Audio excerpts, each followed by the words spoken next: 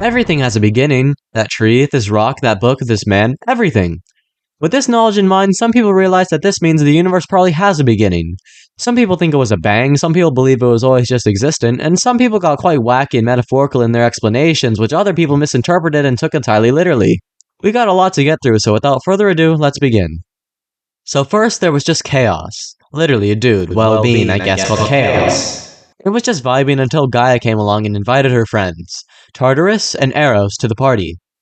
Chaos then got mad at the fakeness of Gaia for bringing friends to a private gathering and got two of his own madly in love tagalongs, Erebus and Aether, to come along.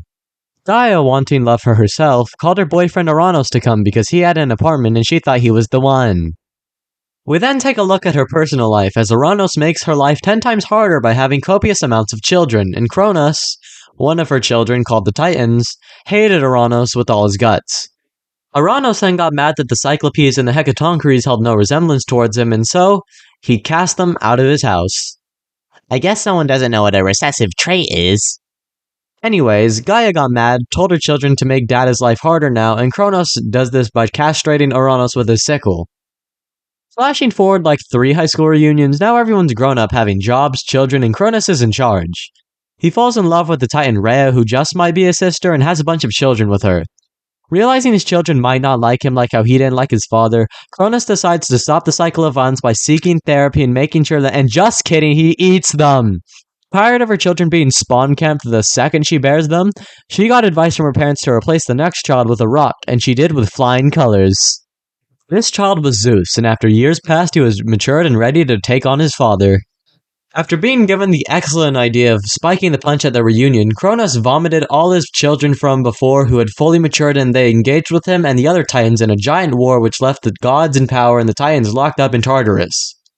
Even the Cyclopes and Hecatonchires got their happy ending for helping the gods in the war. Zeus and the other gods then worked to craft the world at large in their company Zeus & Co. At this company, they hire all their children as interns to do all the manual labor like holding up Oranos, crafting the world for man, and just screwing one over for having too much lip. Cutting back to that crafting man and civilization thing, Prometheus and his dumber brother Epimetheus were having an issue as some mortals were arguing with Zeus over how much they had to sacrifice of an ox to him. Prometheus pulled a cake or no cake, and Zeus guessed wrong unfortunately, scoring bountiful union contracts for all the mortal men. Zeus then turned off all the heating to Earth in retaliation, and it would be very soon that all the men would die, so Prometheus stole the fire from Olympus and gave it back. This was the last straw for Zeus, so he chained up Prometheus on the roof for an eagle to peck at and eat his liver every single day in perpetuity. This is why you gotta read the fine print in the contracts, man. This all wasn't enough for Zeus's rage, so he decided to also punish the mortal men. Unfortunately for the mortals, Zeus and the shareholders of the company had decided to create a giant scandal by making the first woman to purge the mortal men. Every god gave her a gift to scourge the lives of men, and also a container.